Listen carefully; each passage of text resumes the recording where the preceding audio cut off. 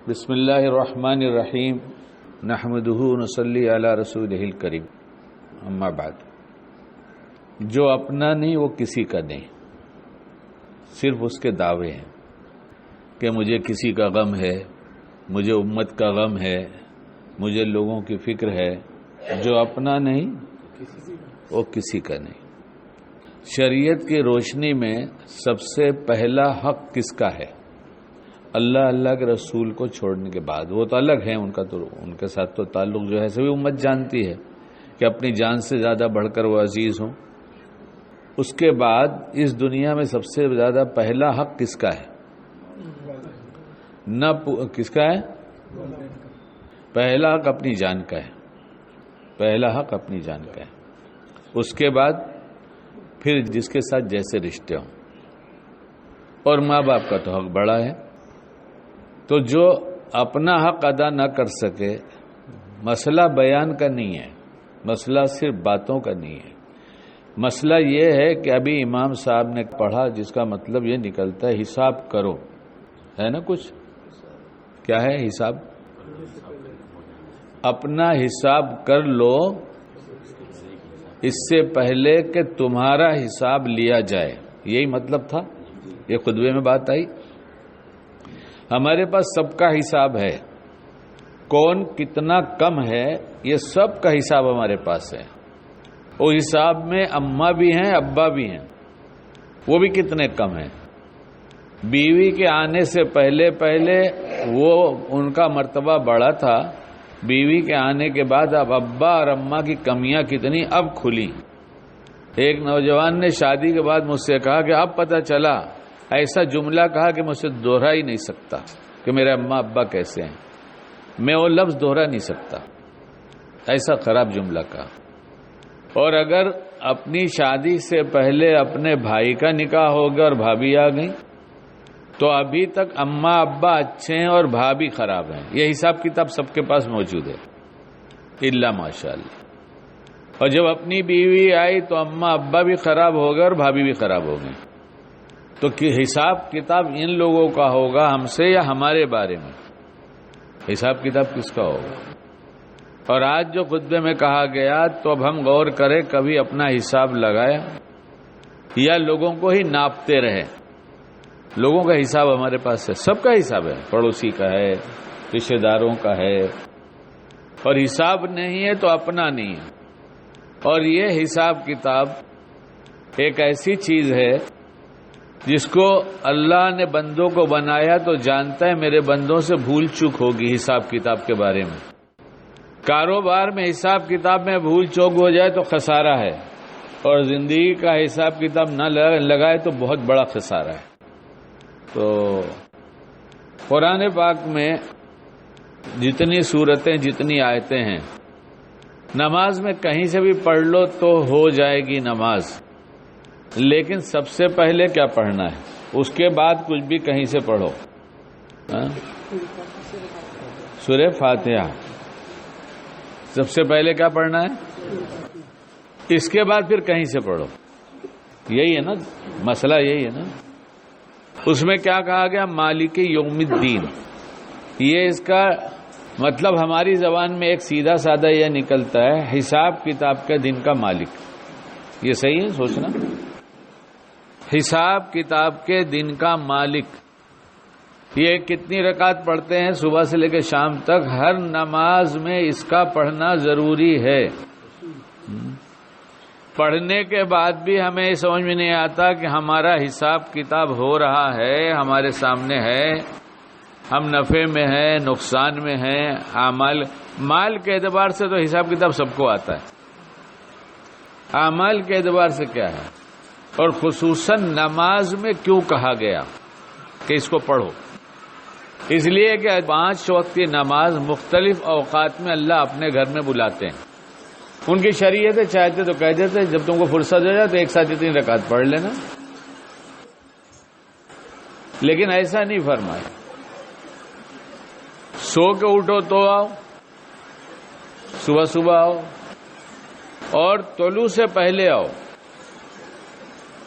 اور طلوع اپنے وقت پر ہوگا، وہ ٹلے گا نہیں۔ تو اس سے پہلے دل کی کیفیت کچھ اور ہوتی ہے. تو کہ طلوع سے پہلے آؤ گے تو کسی اور کیفیت کے ساتھ آؤ گے. پھر زوال کے بعد آؤ. یہ زوال بھی عجیب بات ہے. تاکہ طلوع سے پہلے جو بلایا تھا، اب زوال سے پہلے دیکھو حساب میں تمہارے زوال آ رہا ہے یا عروج آ رہا ہے. اگر نقصان میں ہو تو زوال ہے، اور اگر نفع میں ہو تو پھر تمہارا تو فائدہ ہی فائدہ ہے. پھر عصر میں بلایا، کہا بہت دھندے کا ٹائم ہے. انہوں نے کہا ہم کچھ نہیں اس سلسلے میں سننا چاہتے، تم کو میرے گھر میں آنا ہی پڑے گا. اور اللہ کے گھر کی اتنی بڑی عظمت ہے، جس کو بلا لیا گیا، جو آ گیا وہ سعادت مند ہے. اور جو کہتا ہے جاؤں گا تھوڑی دیر کے بعد، تھوڑی دیر کے بعد، تھوڑی دیر کے بعد، اس کا مطلب یہ ہوا کہ اس کا جی دکان پر دھندے پر زیادہ لگتا ہے، مسجد میں کم لگتا ہے. اس کا یہ مطلب ہوتا ہے. دوستوں میں زیادہ لگتا ہے اور مسجد میں کم لگتا ہے. اگر دنیا کا کوئی بڑا حاکم 11 بجے بلائے اور بہت بڑا حاکم ہے اور ہم پر مہربانی کیا کہ اس نے کہا آؤ بتاؤ تمہارے کتنے پرابلمز ہیں، 11 بجے آ جانا، تو کوئی 11:15 بجے 11:05 پہ جائے گا یا پہلے پہنچے گا؟ اللہ سے بڑا کون ہے؟ سارے مسئلے کا حل کہاں ہے؟ اس کے گھر میں جب اس نے بلایا، اذان ہو گئی، بلایا آؤ میرے گھر میں آ جاؤ. کیا ملے گا؟ فلاح ملے گی. کیا مطلب؟ دنیا اور آخرت کی تمام کامیابی یہاں ملے گی. اب نہ دکان پہ، نہ دھندے پر، نہ نوکری پر، نہ سروس پر، نہ گراہک کے پاس. ہاں ہے دھندا کرنے والے، ہیں دھندا کرنے والے. مرنے والوں میں ہمارے چچا بھی مر گئے، اللہ ان کی مغفرت فرمائے. میں چھوٹا تھا، اتنا بڑا تھا جب سے دکان میں بیٹھتا تھا. میں یہ بچہ ہے نا، یہ اس سے بھی چھوٹا تھا جب سے بیٹھتا تھا. تیسری کلاس میں تھا. تیسری کلاس کا بچہ کتنا بڑا ہوتا ہے؟ ابا کہتے چلو دکان پر. تو آج سمجھداری میں کہیں گے تو جان جل جاتی تھی. ارے کیا یار، ابھی میرا کھیلنے کا ٹائم ہے. کھیلنے بھی دیتے تھے، ایسا نہیں کہ کھیلنے نہیں دیتے تھے، لیکن بیٹھنے کی عادت لگائے دکان پر. اور جیسے جیسے بڑا ہوتا ہو گیا ویسے ویسی کوئی ڈیوٹی بڑھتی چلی گئی. کھانے کی چھٹی دینا ہے، آج تمہارے اسکول نہیں ہے، جاؤ ذرا ابا کے پاس بھیج دو گھر پہ. تو ہمارے چچا کبھی کبھی یہ کہتے تھے، کام دھندا کرتے کرتے، اناج کی دکان تھی اور لوگوں کو اعتماد تھا، دھندا اچھا تھا، نہ بہت مالدار تھے نہ فقیر تھے، کھا پی لیتے تھے اچھا. تو جب گراہک زیادہ ہوتے تھے تو مشغولی زیادہ ہو جاتی تھی. اچانک کہتے شکیل ذرا دیکھو کتنا بجا ہے. اس وقت سب کے ہاتھ میں گھڑی نہیں ہوتی تھی. اب گھڑی سب کے پاس ہے، ٹائم کسی کے پاس نہیں. گھڑی سب کے پاس ہے، ٹائم کسی کے پاس نہیں. اپنا حساب لگا لیں. نماز میں اپنا حساب رہے گا، نماز کے باہر اور نماز پڑھ کر ہوگا تو سب حساب لگائے گا گھڑی کے بغیر بھی. تو ہماری دکان میں سے نکل کر سڑک پر، ایک دم روڈ پہ ہی دکان تھی، تو فٹ پاتھ پہ جا کر آگے سے بڑھ کر دیکھتے تھے تو بائیں طرف گھنٹا گھر کہا جاتا تھا، راجہ برلا گھنٹا گھر. چیریٹی کا ہاسپٹل تھا اور ایک بڑا سا ٹاور جیسے قطب مینار ہے نا، ایسے خوب اونچا، اتنا نہ ہوگا، دور سے دکھائی دے. تو میں گھڑی دیکھتا اور بولتا کہ چچا 12:10 ہو گئے. کتنے؟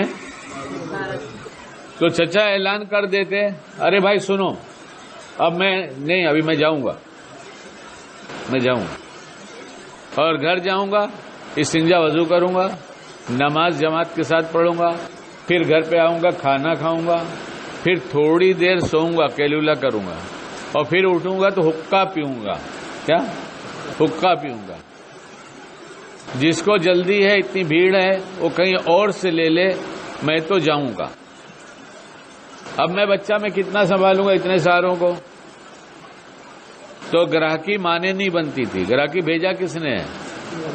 ہاں، اللہ بلائے ہمارے گھر میں آؤ، تو ہم نے کہا نہیں، گراہک کھڑے۔ گراہک کو معلوم ہونا چاہیے کہ اس کا اللہ بڑا ہے، گراہک بڑا نہیں ہے۔ اور نہیں جاتے تو اس کو معلوم ہے کہ ٹھیک ہے، وہ نماز ایسی ہی ہوتی ہے۔ یہ تو میں نے پہلے کی ایک بات بتایا میرے بچپن کی، اور ابھی جب میرے بال سفید نہیں تھے تو میں ایک جگہ بیٹھا تھا، ان کا بڑا کاروبار تھا۔ کچھ لوگ آئے جو دیکھ کر ان کی پرسنالٹی آدمی خوش ہو جائے گا کہ کیا تندرستی ہے ان کی، اللہ کرے ہمیں تندرستی کی درستی کی فکر ہو جائے۔ ہاں، برباد ہو گئی، ہماری برباد ہوئی، ہماری نسلوں کو برباد ہو رہی ہے، کوئی حساب کتاب نہیں ہے۔ کھانے کا تو کوئی حساب ہی نہیں ہے، پکانے کا کوئی حساب نہیں ہے، کس میں پکانا ہے نہیں پوچھتے، کیسے کھانا، کیا پکانا ہے یہ نہیں پوچھتے، کس میں کھانا ہے یہ نہیں پوچھتے، کب کون سی چیز کھانا ہے نہیں پوچھتے، کس وقت نہیں کھانا ہے یہ نہیں پوچھتے، کیسے کھانا ہے یہ نہیں پوچھتے۔ نتیجہ یہ ہے کہ شیطان کہتا ہے جب تم سب ایسا کرو گے تو میرے ساتھ میری صحبت میں بہت دیر تک بیٹھو گے۔ اس کی صحبت کہاں ملتی ہے؟ اطمینان کی، جس میں ہم بزی نہیں ہوتے۔ ہمارے ساتھ تو ہر دم رہتا ہے، وہ ہے سب کے ساتھ، شیطان ہے نہیں ہے نا، لیکن ہم کہیں بزی رہتے ہیں۔ وہ کہتا ہے نہیں، فرصت سے میرے پاس آؤ۔ کسی اللہ والے کے پاس جاتے ہیں تو بزی ہو کے جاتے ہیں، فرصت سے جاتے ہیں؟ کیوں؟ کچھ لینے جاتے ہیں، کچھ دینے جاتے ہیں، کچھ دینے جاتے ہیں۔ دینے کا جاتے ہیں، اپنی سچی طلب ان کے سامنے پیش کر دیتے ہیں کہ میں سب چھوڑ کر آپ کے پاس آیا ہوں، یہ ایک طلب دیکھ لیجئے اور کچھ دے دیجئے۔ اور جس کو جتنی طلب ہوتی ہے اس کو اتنا ہی ملتا ہے۔ تو شیطان نے کہا تم میرے پاس فرصت سے آیا کرو۔ تو سب سے زیادہ فرصت کب ہے؟ جب ٹوائلٹ میں جاتے ہیں۔ کہاں جاتے ہیں؟ کچھ پڑھ سکتے ہیں؟ اچھا، کوئی دوسرا کام ہوتا ہے وہاں؟ کسی کو بولتے رہتے ہیں بھائی بھلا کام کر لینا، مجھے ذرا دیر لگ رہی ہے، کہتے ہیں کبھی اندر بیٹھ کے؟ کبھی کہتے ہیں؟ وہاں سے کیا کسی کو گائیڈ کرتے ہیں ذرا تم یہ کر لینا، ذرا تم وہ کر لینا؟ کتنی فرصت ہے بولو؟ ایک دم فرصت۔ قبرستان میں بھی جاتے ہیں تو باتوں میں لگے رہتے ہیں، اتنی فرصت وہاں بھی نہیں ہوتی جتنی ٹوائلٹ میں ہوتی ہے۔ ارے غلط کہہ رہا ہوں یا آپ لوگ تائید کریں گے؟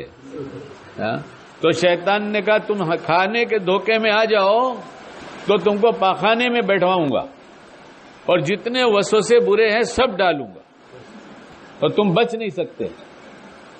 کہا ہم کو فرصت نہیں سیکھنے کی، ہم تو لوگوں کو سکھاتے ہیں، ہمارا کام تو سکھانا ہے۔ جس کو دیکھو سمجھا ہی رہا ہے، جیسے بیوقوف شکیل سمجھا رہا ہے، لیکن شکیل اپنے کو سمجھا رہا ہے۔ اپنے کو سمجھانا سب سے اچھی چیز ہے، اپنا آپ سب سے پہلے۔ ہے کوئی حساب کتاب کب کھانا، کیا پکانا نہیں پکانا ہے؟ سنو، ابھی پرانے زمانے کی بات نہیں، ابھی داڑھی کالی، اور میں کسی کی دکان پر بیٹھا تھا، وہاں 4 آدمی غالباً آئے، یاد آ رہا ہے 4 ہوں گے 5 ہوں گے، 3 تو نہیں تھے، 4 سے کم نہیں تھے، اور سب کی عمر جو ہے میں سمجھتا ہوں 60 کے آس پاس تھی، لیکن ان کو دیکھنے جیسے ان کی پرسنالٹی تھی۔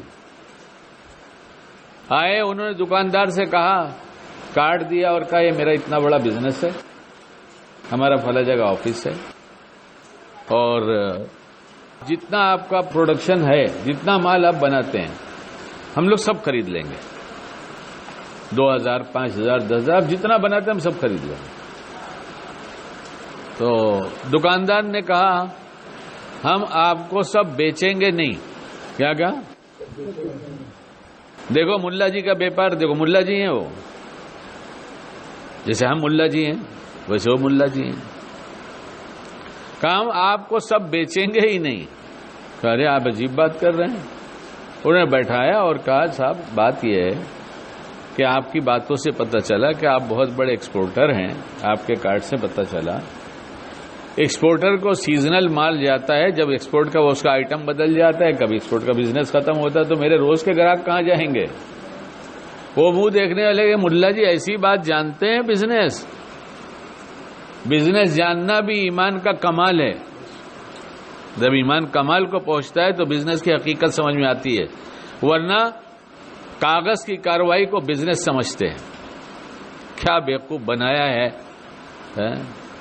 سب کا سونا جمع کر لیا اور سب کو چھاپ کے ڈالر دے دیا. اب کہتے ہیں لوٹاؤ، تو کہتے ہیں لوٹائیں گے نہیں، ہماری مرضی، ہم تم پہ اوپر اتنا الزام لگا دیں گے کہ یہ سب فارفٹ ہو جائے گا. ارے کچھ حالات حاضرہ کی خبر رکھتے ہیں آپ لوگ کہ سب کی رکھتے ہیں، اور جہاں رکھنا چاہیے وہاں کی نہیں رکھتے. ایسے بہت سے پیپر پہ بزنس ہو رہے ہیں. پیسے دو، پیپر میں تمہارا نام ڈال دیں گے، تمہارا اتنا آیا، کبھی بھی لٹ جائے گا، کبھی بھی ڈوب جائے گا، اس سے کوئی مطلب ہے نہیں. اور نہ جانے کتنے ڈوب کر گوتے لگا رہے ہیں، لیکن نہ سمجھ اسی کو بزنس سمجھ رہے ہیں کہ یہ بزنس ہے. اتنے میں انہوں نے کہا اچھا مال تو بتائیے. مال دکھانے لگے. مال سیلسمین دکھا رہا تھا اور یہ سیٹھ اٹھے، سیٹھ جو ہے مالک دکان کے، ملا جی اٹھے اور کندھے پہ ایسا رومال رکھتے تھے، تو کندھے پہ رومال رکھا. تو لوگوں نے پوچھا آپ کہیں جا رہے ہیں کیا؟ انہوں نے کہا نہیں ابھی آ رہے ہیں. کہاں جا رہے ہیں؟ تو کہا نماز پڑھنے جا رہے ہیں. تو آپ نہیں بیٹھیں گے؟ انہوں نے کہا میں آ رہا ہوں نا، نماز تو روز کا وقت رہتا ہے نماز کا. تو ان کو انسلٹ فیل ہوئی. کیا لگا ان کو؟ ہاں، ہم کو بھی ہر دم انسلٹ فیل ہوتی ہے، تکبر کی علامت ہے. ہر بات کا برا لگ جانا تکبر کی علامت ہے. چادر مبارک کھینچ سے نس ایسے ٹائٹ ہو گئی تھی لیکن غصہ نہیں کیا تھا. یہودی نے برا بھلا کہا تھا، آپ علیہ السلام نے غصہ نہیں کیا تھا. اور ہم ہر دم غصے میں رہتے ہیں، نکلتے نہیں غصے سے باہر، اس لیے کہ تکبر ہے اندر. ہم ہیں، ہم کو کہہ دیا. ان کو ایسا لگا کہ ہماری انسلٹ، تو وہ کھڑے ہو گئے، ہم لوگ تو پھر چلے جائیں گے. تو انہوں نے کہا آپ چلے جائیے، لے لیجئے، یہ میرا اور اللہ کا معاملہ ہے. ہم ہر دن اتنے بجے نماز پڑھنے جاتے ہیں. اب آپ آئے ایسے وقت میں تو ہم نماز تو نہیں چھوڑ سکتے، کسٹمر چھوڑ سکتے. وہ کھڑے اور دیکھتے رہے اور پھر بیٹھ گئے. کہنے لگے جائیے پڑھ کر آئیے، ہم لوگ جب تک دیکھتے ہیں. دکاندار نے کہا کہ ہمارے پاس آپ اتنا سیمپلز ہے، آپ دیکھتے رہیں گے، اس سے پہلے میں آ جاؤں گا. آپ دیکھتے رہیے، اس سے پہلے میں آ جاؤں گا. جب میرے سے بات کرنی ہوگی میں اس سے پہلے آ جاؤں گا. کیا حساب لگایا تھا؟ یہ حساب لگایا تھا اللہ سب سے بڑا ہے، اسی سے سب کچھ ہوتا ہے، اس کے غیر سے کچھ نہیں ہوتا. اس کو خوش کریں گے تو خوش ہونے کے بعد اپنے گھر بلا رہا ہے اور کہہ رہا ہے فلاں یہاں ہے، کامیابی یہاں ہے. تو اگر کوئی بڑا بلا لے تو پہلے پہنچ جائیں گے. اللہ سب سے بڑا بلائے تو گھڑی دیکھتے ہیں، سوچتے ہیں ابھی چلیں گے ابھی چلیں گے. بعضوں کو دین کا دھوکہ بھی لگ گیا ہے، کچھ پڑھتے رہتے ہیں، کہتے ہیں یہ ختم کر لوں تو چلوں گا. ارے بھائی تم بعد میں پڑھ لینا، کہیں لکھا ہے کہ نہیں پڑھو گے تو پھر کام نہیں ہوگا تمہارا. اب تو تم کو اللہ نے اپنے گھر میں بلایا. اور ڈاکٹر صاحب نے اس دن بیان کیا، میں نے بہت رنگ نقل کیا اور میرے لیے ہے یہ، میرے لیے کہتا ہوں. انہوں نے ایک جملہ کہا تھا کہ حی علی الصلاح حی علی الفلاح کی آواز لگنے کے بعد اب کسی جگہ کوئی خیر ہے ہی نہیں، ساری خیر مسجد میں آ گئی، یہاں سے لے کر جاؤ. اور یہاں آؤ گے تو پڑھو گے مالک یوم الدین، مالک یوم الدین، مالک یوم الدین، حساب کتاب کے دن کا مالک، حساب کتاب کے دن کا مالک. حساب تو تم کو حساب کتاب ہر وقت کا معلوم ہوگا کہ اثر میں گراہک چھوڑ کے آئے تھے لیکن اللہ آئے اسی لیے تھے، ساری خیر یہاں ہے. اور آپ ہی کو مالک کہتے ہیں. آپ نے فلاح کا وعدہ کیا، ہم اس لیے آئے ہیں، اس لیے مغرب میں الگ وقت میں بلایا، عشاء میں ایک الگ مشغولی کے وقت میں بلایا، اور صبح میں آواز لگوایا. نماز نیند سے بہتر ہے. ابھی جائیں گے نہیں، جب آنکھ کھل جائے اور ابھی جائیں گا کا خیال ہے، قسم کھا کے کہتا ہوں، تجربہ کر کے دیکھ لو، اللہ گھر میں فوراً بلائیں گے. اسی ٹائم اس کی دعا ہے جو اٹھنے کی وہ پڑھو، اس کے بعد اللہ سے اپنی زبان میں کہو اے اللہ نفس شیطان آیا مجھے سلانا چاہتا ہے، آپ مجھے پڑھا دیجئے نماز. تمہارے بدن میں ایک چستی آئے گی، ایسی پھرتی آئے گی ایسا، اور وساوس تو ایسے بھاگیں گے دور. کیوں؟ جب شیر آئے تو کتے بھاگ جاتے ہیں کہ نہیں بھاگ جاتے؟ سب سے بڑی ذات اللہ کی، جب اس کو پکارا آئیے اور وہ آ گیا تو شیطان رکے گا کیا؟ اس لیے حساب کتاب ہم اپنا روز لگائیں. فجر پڑھا تو کیسی پڑھا، ظہر پڑھا تو کیسی پڑھا. فجر اور ظہر کے درمیان میں کوئی گناہ کیا، اللہ کی نافرمانی کیا، ابھی توبہ کر لیں. ظہر سے عصر تک تو گناہ ہوا تو توبہ کریں، اور اسی طرح سے عشاء کے بعد جب بستر پہ جائیں پھر توبہ کریں. حساب لگا لیں کتنا ناراض کیا، کتنا خوش کیا.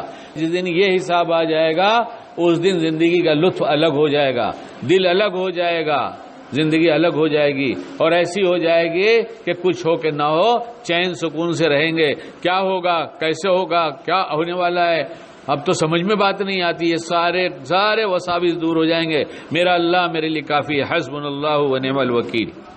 اللہ ہم سب کو کہنے سننے عمل کی توفیق عطا فرمائے.